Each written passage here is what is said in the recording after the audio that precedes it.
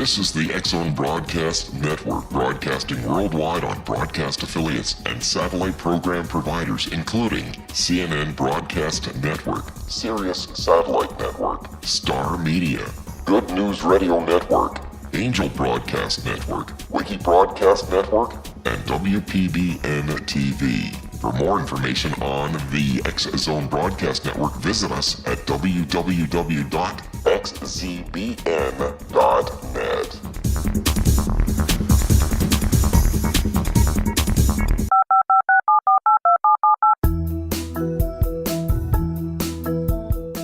Did you know that when you're on the road with limited data or Wi-Fi, you can still listen to the X-Zone Radio Show with Rob McConnell, The Science of Magic with Gwilda Wiyaka, X-1, Dimension X, Space Patrol, and every minute of the X-Zone Broadcast Network by calling 213-401-0080, courtesy of Audio Now.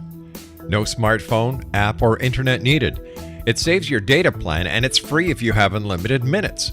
Call 213-401-0080 to listen on any phone, anytime, anywhere. Remember, 213-401-0080 for the best of the paranormal, parapsychology, and sci-fi radio programming anywhere, 24/7, 365.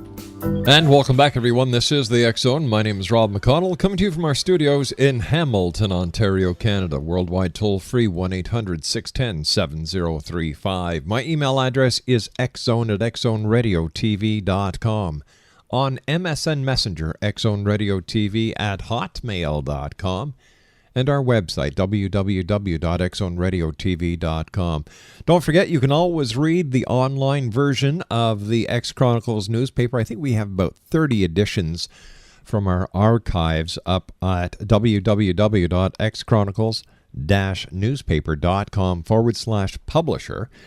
And the September issue was there. We were so happy. Over 217,000 reads at that website. That's not including the members of the media that we sent copies to, our mailing list, our subscription list. So anyway, I just want to thank everyone for making this one of the most popular editions that we've had, and we're expecting more come the October issue, which of course is dedicated to Halloween and all things that go bump in the night and so on and so forth. My guest this hour, X-Zone is Walter Bosley, a former FBI counterintelligence specialist. He is also a former special agent with the AFOSI. He's a licensed private investigator and personal security consultant, and is also founder and publisher at Lost Continent Library. Walter is in pre-production on Secret of the Amazon Queen, his first feature film as a director, and is co-author with Richard B. Spence of Empire of the Wheel Espionage, the Occult and Murder in Southern California, which is currently available at Amazon.com. If you'd like to find out more about Walter and Lost Continent Library, it's very simple. Just go to lostcontinentlibrary.blogspot.com. And Walter Bosley, welcome to the X-Zone. Well, Rob, thanks for having me. Great to be here. Former FBI counterintelligence specialist, special agent with the AFOSI, licensed private investigator, personal security consultant, and publisher at Lost Continent Library. Wow, where do you find time? Oh, well, you got to pretty much stop one to do the other. I did that a few years ago. I was traveling around the world doing consulting, and my son started high school, and I decided, well, I better be around during those high school years. So I decided to focus on the publishing, and that's what I've been doing mostly over the past 6 years. Wow! And expanding the catalog, doing some writing, and just making it work, getting the movie going, and I stayed busy. I certainly can see that. Tell us a little bit about Lost Continent Library. Lost Continent Library is an adventure fiction publishing company, the classic adventure that I started in 2002. It focused primarily on the old-fashioned type adventure. Everything, all the stories took place, they were set prior to 1950. That was the cutoff. And we've been going strong for, 9 years now, and I've expanded. I do not just classic adventure. We're getting into a little bit of steampunk. I have other imprints for pure science fiction and kind of noir thrillers, and also nonfiction. which is what we published Empire of the Wheel under. When we come back from this 2-minute commercial break, Walter, I'd like to talk to you about Empire of the Wheel, espionage, the occult, and murder in Southern California. How does that work for you? That sounds great. All right, Walter Bosley is my special guest this hour, Exo Nation. www.lostcontinentlibrary.blogspot.com. This coming February 2012, 17, 18, 19, I'm going to be the Master of Ceremonies at the Body, Soul, Spirit Expo in Toronto, Ontario. That's being held at the International Centre right across the street from Pearson International Airport.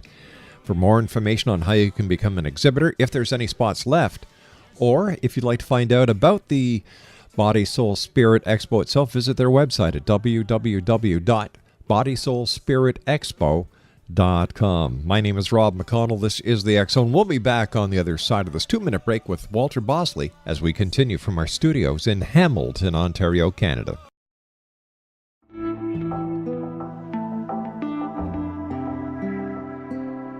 Take a step back in time and discover old Florida cuisine at Marsh Landing Restaurant in Fellsmere. Enjoy delicacies such as frog legs, gator tail, catfish, and swamp cabbage, or enjoy the more traditional cuisine like hand-cut Angus steaks, ribs, and seafood. Join us for breakfast with a southern flair featuring sweet potato pancakes, biscuits and gravy, and much more. Planning a party? Marsh Landing's private dining room can accommodate groups from 8 to 80 people. While you're visiting, enjoy the historic pictures, artifacts, and stories that line the walls. Marsh Landing is truly a unique experience. Marsh Landing Restaurant, 44 North Broadway in historic Fellsmere, or visit marshlandingrestaurant.com. Marsh Landing, old Florida cuisine at its best.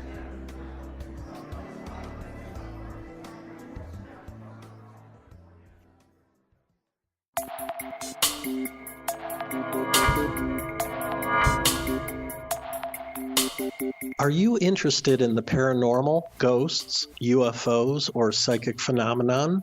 Join me, Tim Bartley, co-host of Talking to Spirits with Lightworkers Tim and Justina, coming mid-January 2017 to the XZBN. We will channel spirits live and talk to them, revealing all kinds of amazing information. Spiritual attachments will be found and removed on the show, and so much more. To find out when you can listen to Talking to Spirits with Lightworkers Tim and Justina, visit www.xzbn.net for listeners on both sides of the veil.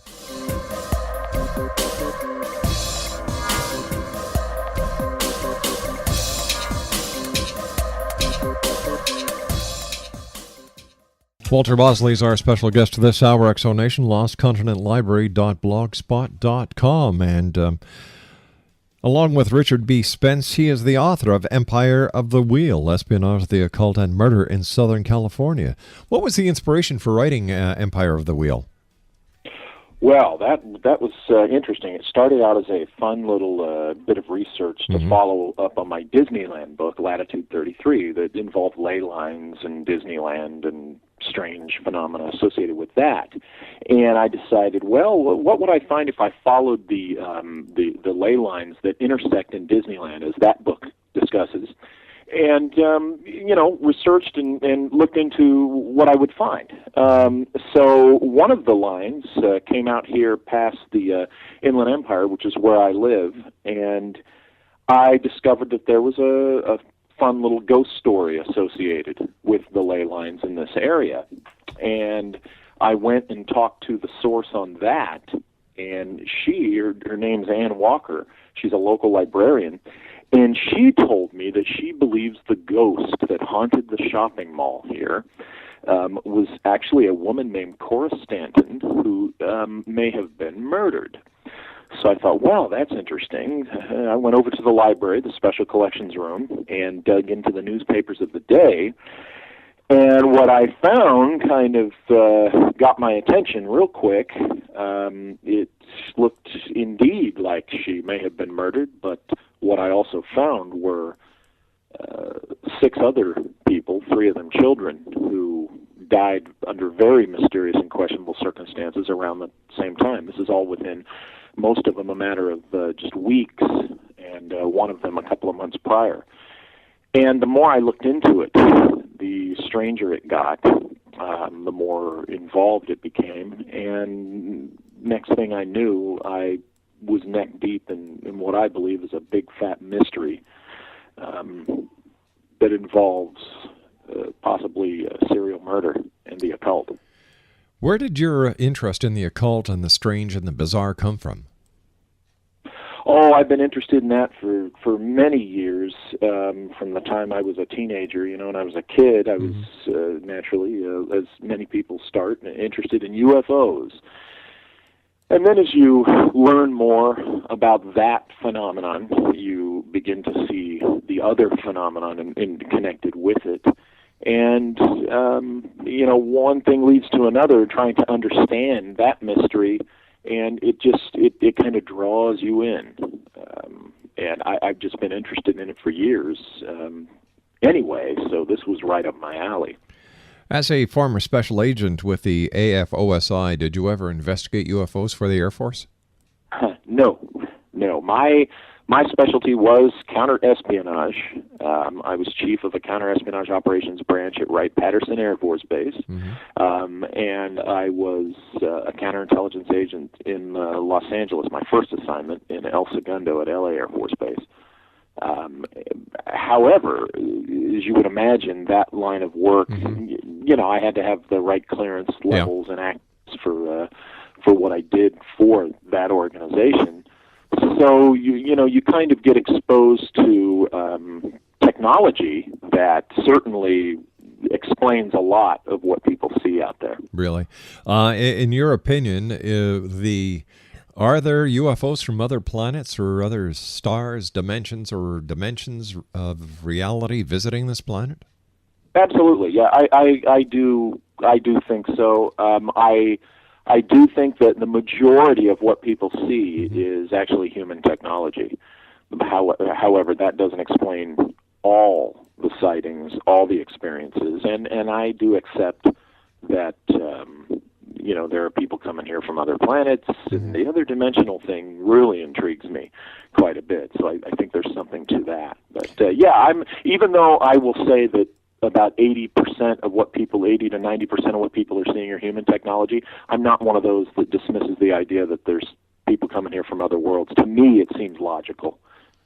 You're a former FBI counterintelligence specialist. Now, what does a counterintelligence specialist do? Well, there's not the title counterintelligence specialist is what I use to describe the various positions I had in the Bureau. I had two positions during my time with the Bureau in National Security Division. They call it now. We used to call it the Foreign Counterintelligence Division when I started. And the first counterintelligence assignment I had was on a surveillance team. Basically, I followed known or suspected foreign intelligence officers around in a highly trained covert manner, of course. That's because surveillance is kind of my specialty. I continued to do it throughout my career and over the years, and I do it now as a PI. And then I was a language specialist, Russian, and I was on a squad that was targeted against Russian intelligence officers working in the United States. So between those two, basically, they were both specialist positions. They're not agent positions. I didn't carry a badge and a gun, but I had a credential, and they were in the counterintelligence operations arena. I actually, was doing the street work, right, and was under what we call shallow cover. So it was an operational job that served me well, right, experience-wise, when I became an agent. So I would imagine with the FBI, you would be what we consider now to be a civilian member? Well, everybody's a civilian.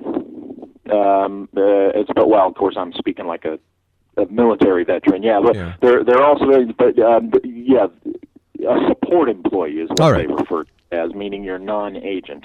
You don't carry a badge, you don't carry a gun. So what you're called is a support employee. But they have operational support, and then they have administrative support. And I started out. My first job for the first month I was a mail clerk. Just delivering the mail around the office, and they got pulled into counterintelligence. Excellent. Tell us about your first feature film, Secret of the Amazon Queen. Secret of the Amazon Queen. Well, that is the first novel that my publishing company is it's a small press. Mm-hmm. I publish right now about 5 or 6 other authors, and I also publish my own works. That was half the reason for starting a publishing company. It's not a vanity press. It's an honest-to-goodness publishing company where, when we were doing print, I paid out of my own pocket. But The Secret of the Amazon Queen is my first adventure novel under my pseudonym E.A. Guest, and it's what I call gothic pulp adventure. It's kind of a bubblegum popcorn, type of genre story, period piece for grown-ups. It's most definitely not for kids. It's emphasis on the pulp. If you're really into the history of pulp fiction, you realize that it was the edgy stuff of its day. This is what we could now call new pulp. And it's kind of like it takes place in the 1800s, and you have these explorers that go down to South America, and they're captured by Amazons and taken to their hidden city, where they're ruled by a really beautiful queen who kind of takes an interest in the leader of the expedition. But of course, as things get uncovered and revealed and ensue, we find out that the queen is rather a femme fatale, somewhat of a villain, and you'll have to read the story to learn what happens to the rest of it. But the film has been in development. We started a company in England. One of the BBC companies was originally looking at it back in 2004. And we finally landed now with a producer in San Diego, and we're going to be shooting about 3 weeks on a soundstage in San Diego and 1 week on location, either in Mexico or South America. Probably South America, the way Mexico has been looking lately. Yeah, it's not too safe down there. No. Has the electronic printing or in the ebook market taken away from print publishing houses? Certainly, it's impacted that, and I'm one of these guys who I've got a foot in both camps. Mm-hmm. I'm old enough. I'll be turning 48 this weekend.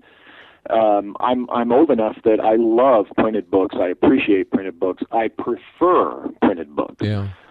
However, I'm just young enough that I see where the future's going, and it's not even the future, it's here. It's the here and now. And as a small press publisher, I have to tell you, with the way the economy's going, with the way the market is changing, the electronic I've embraced fully because it has allowed me to keep my label alive and in business. I stopped doing printed books in my catalog last year. And we do print on demand, however, which is really the best way to go, I think, to stay in the printed book business. But certainly, everybody is enjoying their gadgets. This is an electronic digital age and era, I should say. And, people like the convenience. People like being able to store an entire library on a small little device. More and more people are embracing the reading of books on little screens, and the devices are accommodating to true book lovers by the way they present it visually. Yeah. So, absolutely, it's impacted. It's putting the bookstores out of business, but part of what's putting the bookstores out of business, they shot themselves in the foot with the model that they started 20 years ago, by making it comfortable to sit in a bookstore and read the book there. Really? You got to realize that's been around now about almost 20 years, and people have gotten used to that.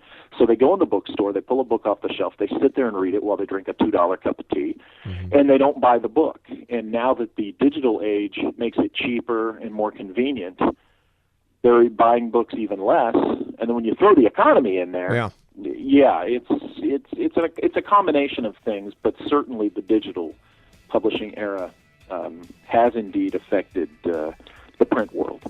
Walter, stand by. You and I have to take our news break at the bottom of the hour. Exonation Walter Bosley is our special guest.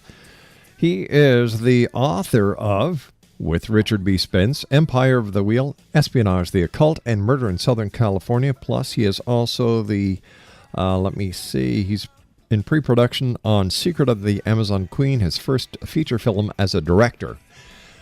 The website, www.lostcontinentlibrary.blogspot.com. And Walter and I will be back after the news as we continue from our studios in Hamilton, Ontario, Canada. My name is Rob McConnell. Don't go away. This is the X-Zone Broadcast Network, broadcasting worldwide on broadcast affiliates and satellite program providers, including CNN Broadcast Network, Sirius Satellite Network, Star Media, Good News Radio Network, Angel Broadcast Network, Wiki Broadcast Network, and WPBN TV. For more information on the X-Zone Broadcast Network, visit us at www.xzbn.net.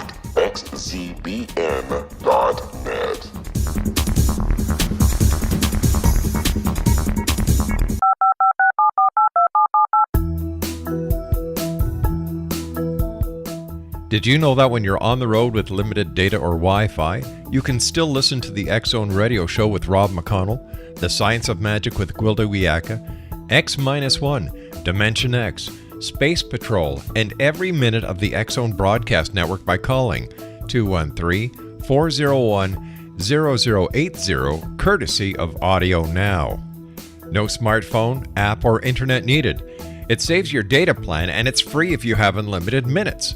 Call 213-401-0080 to listen on any phone, anytime, anywhere. Remember 213-401-0080 for the best of the paranormal, parapsychology, and sci-fi radio programming anywhere, 24/7, 365.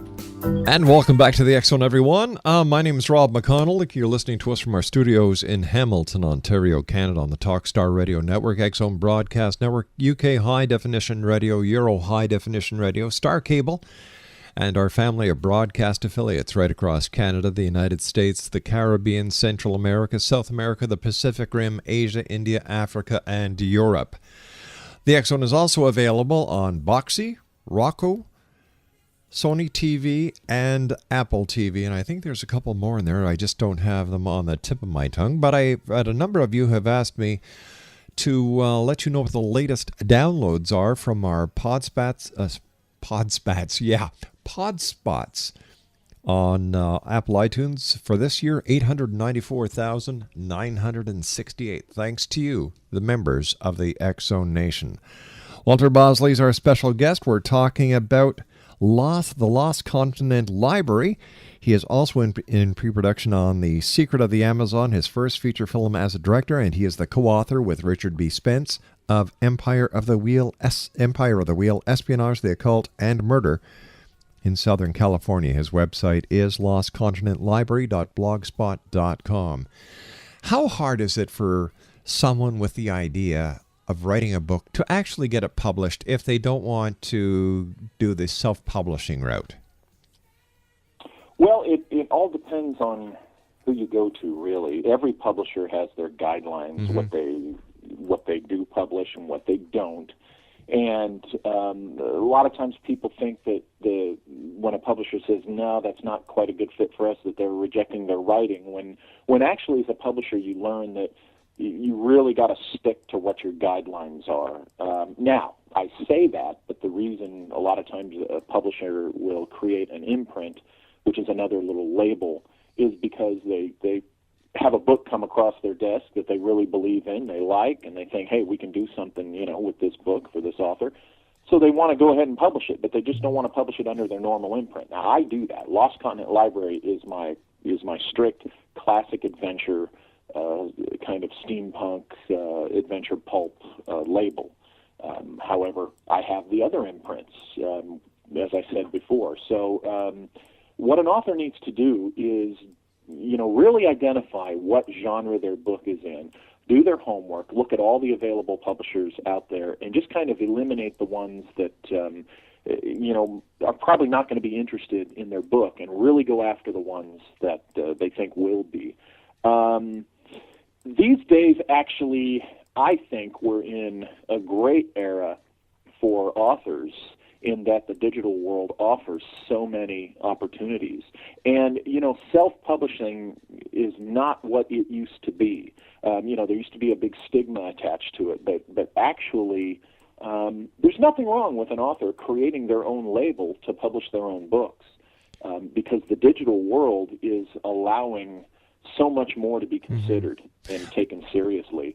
So that self-publishing doesn't have the stigma so much anymore that used to be attached to it. But there are a lot of authors who self-publish, Walter, and please correct me if I'm wrong, who expect immediate results. They don't realize that there's a lot of marketing that has to happen. There's a lot of correspondence that has to be done. It's just not a matter of sitting down at your computer, doing a story, and putting it up in e-format.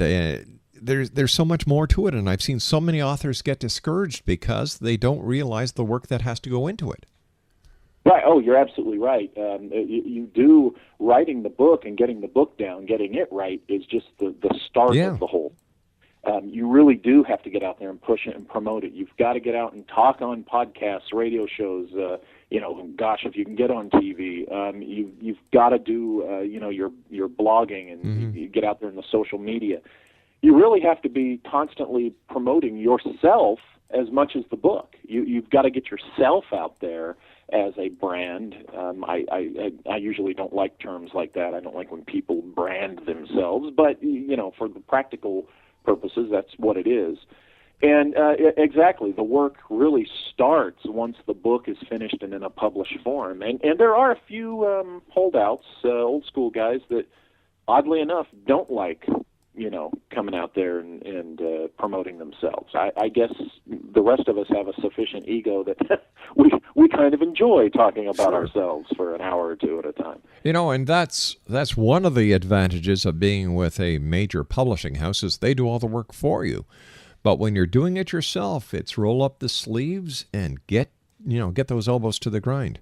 That's right. The beauty, though, is look who gets the profits. Exactly. Do it yourself. The other advice I would give is if you do publish yourself, or if you're looking for a publisher, look for one, or keep your book when you're a new author priced as low as you can get it. The books that are priced around $1 are making amazing headway into the profit margin. Major publishers are pulling their hair out because independent authors and publishers are out there selling these digital books for 99 cents, and the market is responding. People are giving new authors a chance for $1 that they wouldn't when it was printed, and they had to lay down $8, or those authors couldn't even get published before for whatever reason, and now they're able to get their stuff out to the entire world. And you price it right, you might sell more for $1 than you will for $10. And there's also these authors who self-publish or e-publish, put it on Amazon or any of the other many electronic libraries and bookstores out there, and sit on their behinds and wait for things to happen. And then they get so discouraged. Well, how come my book's not selling? Well, it's because you're not pushing it. You got to get out there and be the town crier for yourself. Exactly. Ring the bell and yank people's chains and say, hey, I'm out here. It's just like when I do consulting for businesses, they will say, well, are you on any of the social media? Well, that takes a lot of time. Well, of course it takes time, but if, no pain, no gain. That's right. It's that simple. What, in your opinion, was your greatest self-accomplished moment when writing Empire of the Wheel? Oh, well, I'll tell you the goosebump moment. All right. Was the night that I was doing some research, and I immediately had to tell Rick what I had discovered. But it had to do with, and this is in the book, we have a chapter on this, the discovery about the Zodiac Killer. Now, the case in our book takes place in 1915, but we present that the evidence suggests that the killer or killers was killing people on or associated with ley lines, the energy lines that run through the earth, of course, which I wrote about more extensively in the Disneyland book. Well, what we discovered, and the book presents for the first time anywhere, is that the Zodiac Killer appears to have been attacking or killing his victims on ley line sites. And this is what all the known victims and even the suspected ones have in common. And that really, I was doing some analysis with the maps. Looking at the Zodiac Killer popped up in the research because one of his possible victims was murdered over here in the Inland Empire at Riverside Community College in October of 1966. And we had identified a ley line running through there. Now, in our book, we consult a guy who's been studying geomorphology for almost 30 years, and he provided us with the analysis when this theme popped up in our research. So when I saw that one of the Zodiac's alleged victims was killed there on this ley line, I thought, well, what the heck? And so I looked at all the sites of his other attacks and his known victims, and I was astonished. Like I told you, I got goosebumps because I had a ley line map that I'd had for about a year and a half before I even came across this, and I compared the Zodiac attack sites to this map that I'd had for over a year, and every one matched to ley lines. And it astonished me and Rick, and we decided this was important enough to go ahead and include in the book. And the chapter in Empire of the Wheel that goes into this goes into great detail and lays this out. And that was really the biggie. That's really a biggie. However, there's other things in there. When we pulled a thread, essentially, in Empire of the Wheel, by pulling one thread, we revealed all sorts of interesting synchronicity. We discovered that Aleister Crowley was in the area going through California and had to go through San Bernardino where these murders took place like a week before. We discovered a connection between Harry Houdini and one of the players in this mystery. And of course, if you're familiar with the Houdini saga, he went after the spiritualists, and then, of course, some people think he was murdered by them by poison. And in our mystery, there were some questionable deaths that involved poison. So it really was pointing to a perpetrator that was involved in the world of esoterica or spiritualism specifically. What do you think the significance of the ley lines is in the case of the Zodiac Killer? Just like it is in what we think it is with our case, that by killing people, basically human sacrifice on the ley lines gives the perpetrator some type of power or energy. In our book, we present, based on the circumstances and the synchronicities that popped up, that there was the worship associated with an ancient goddess involved in this. In the Zodiac's case, it's hard to tell. Again, our book doesn't point to any one perpetrator, doesn't try to identify the killer. What it does is it says, here's what we think was part of his MO, what he was doing. And we think it had to involve the theme of power, personal power, because if you recall, in the Zodiac case, he claimed that all his victims would become his slaves in the afterworld. And there's other circumstances in the Zodiac Killer case to point to the killer or killers having knowledge of esoterica and the occult and such. We kind of present the possibility that the Zodiac Killer, so to speak, might have been more than one person as well. We're not the first to say that, but definitely we think he was aware of what he was doing with the ley lines. Do you think and only he or they can say exactly what the objective was, but we present what we can. Do you think that law enforcement considers ley lines when doing an investigation that includes death? Well, I'd like to say this.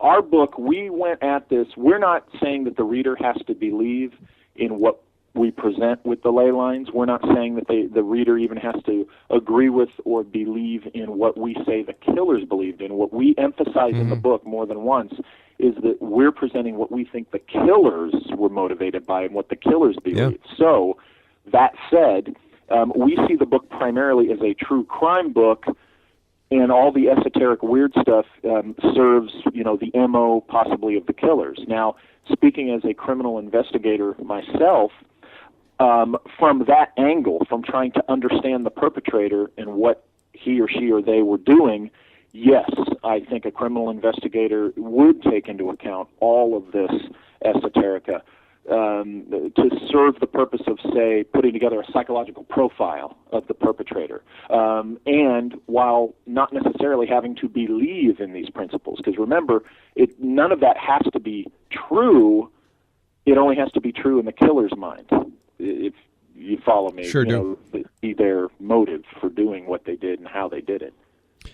You made reference a couple of times to the ley lines and Disneyland. We've got about a minute and a half, and then, of course, I can carry on to the other side of the break. Can you just give us a little bit of a teaser as to what your other book was about? Oh, yes. That, based on a personal experience I had as a teenager at Disneyland many years ago, that kind of stuck with me and haunted me, I started looking into strange esoteric things involving Disneyland. And boy, did I find some things, and the book goes into that and the man who actually designed Disneyland and his association to the esoteric. All right, when we come back, if you could give us one or two examples, that would be fantastic. Walter, I want to thank you so much for being on the show. It's a very interesting hour, interesting topic, and I wish you nothing but success with your movie, Secret of the Amazon Queen, and of course with your new book that you wrote with Richard B. Spence, Empire of the Wheel, Espionage, the Occult, and Murder in Southern California. Exonation, to find out more about Walter Bosley and his many going-ons, visit his website, lostcontinentlibrary.blogspot.com. And Walter and I will be back on the other side of this commercial break as we continue from our studios in Hamilton, Ontario, Canada, here in the X Zone with yours truly, Rob McConnell. Don't go away now. 18 Sergeant Central. 19 Sergeant check. Officers on the scene. Hi, I'm Larry Lawson, host of Paranormal Stakeout. With over 36 years in law enforcement, I have learned a few things. The most important is the proper gathering and preservation of evidence is vital to putting the bad guy behind bars. It's no different in the world of paranormal investigation. Whether it's the search for the afterlife, cryptozoology, UFOs, and extraterrestrials, how we gather the evidence, preserve that evidence, and present it to a jury of our peers will make the ultimate difference in proving the existence of worlds and entities that are beyond our imagination. Join me, Larry Lawson, every week on Paranormal Stakeout when, along with my guests, we'll take a journey to prove with indisputable evidence what man has struggled to believe for centuries. Go to xzbn.net for the broadcast schedule and check me out at paranormalstakeout.com.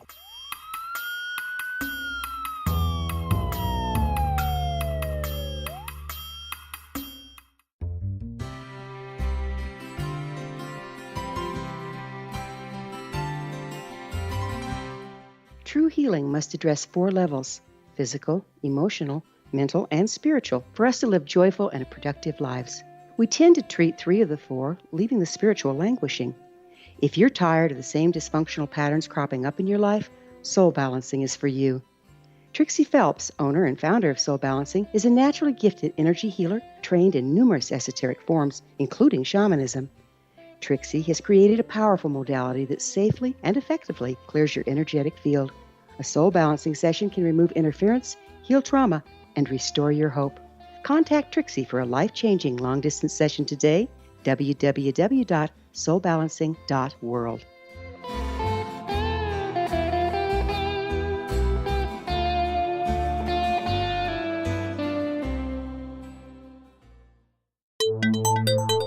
You're listening to the X Zone Broadcast Network, www.xzbn.net. Exonation, Walter Bosley is our special guest this hour. Website, www.lostcontinentlibrary.blogspot.com. All right, Walter, what kind of examples can you give us about the ley lines and Walt Disney?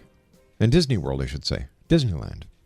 I'll get it right yet. Disneyland was designed by a gentleman named C.V. Wood. He was hired by the Disney brothers from the Stanford Research Institute, which many of your listeners may be familiar with. That institute was involved with the creation of all sorts of amazing technology. Plus, they were involved with remote viewing and other interesting things out there on the edge. And C.V. Wood was very much interested in this stuff, and he was the man who physically designed Disneyland. And he placed the carousel on the intersection of three ley lines that run through the Disneyland property, according to our geomorphology expert, Seshari, who's written a fantastic book on this subject, not specifically Disneyland, but the general subject of the geomorphology and the ley lines, called The Handprint of Atlas. The experience I had at Disneyland is in the book in greater detail, but it involved possibly some experience with interdimensional phenomenon. It's kind of a story in itself. And that kind of, it hung with me for years, including the synchronicities about it. I met this old man one night at Disneyland after riding the carousel, and he said his name was Alfred. And many years later, I'm working for the FBI in Manhattan, and I come across a book called The Old Straight Track, written by a guy named Alfred Watkins. I open it up, and there's the man I met at Disneyland. The problem is that man, Alfred Watkins, died in 1935. Oh, my gosh. Yeah, oh, my gosh.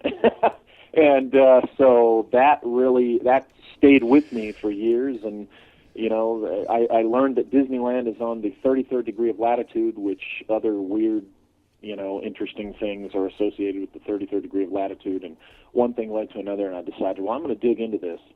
And as I dug into it, it's all in the book there. The very interesting things that I discovered associated with Disneyland and these ley lines, and Southern California in general. And what's interesting is, and this is good background for Empire of the Wheel, my co-author, Richard Spence, his book, Secret Agent 666, which is about Aleister Crowley and the Lusitania and his spy work while he was in the United States, was what brought me to Rick to bring him into the book Empire of the Wheel, because it provided some background for what was going on with the mystery here in San Bernardino. It turns out Crowley, every place he stopped and every place he traveled through on his tour through the U.S. followed the route of these ley lines and their intersections. Interesting. So my reaction was, what's this? This is kind of odd. And Walter, I hate to do this, but we've just run out of time. We'll have to have you back on to talk more about the ley lines, Aleister Crowley, Disney World, and much more. Until then, keep up the great work. Congratulations on all that you do, and we look forward to the next time you join us here in the X Zone. Thanks, Rob. Take care, Walter. LostContinentLibrary.blogspot.com. I'll be back after the break. Don't go away.